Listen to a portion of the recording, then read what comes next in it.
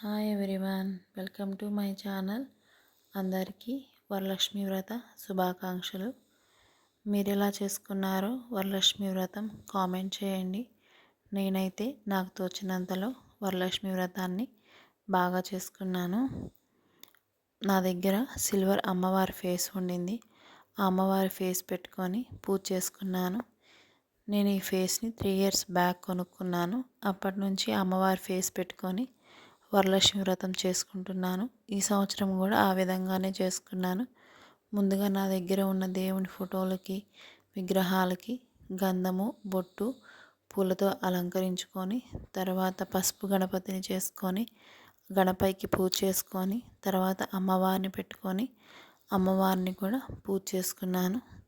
నా దగ్గర ఉన్న వెండి పువ్వులతో అమ్మవారికి అష్టోత్తరం చదువుకున్నాను.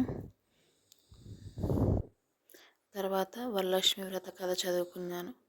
వరలక్ష్మి అమ్మవారికి నైవేద్యంగా నానబెట్టిన శనగలు, పులిహోర, గారెలు, పూర్ణాలు, పరవన్నం, పండ్లు, తాంబూలం, టెంకాయ నైవేద్యంగా పెట్టుకున్నాను. ఉదయం పూట అమ్మవారికి పూజ చేసుకొని సాయంత్రం పూట ముత్తైదువులకి వాయనం ఇచ్చాను.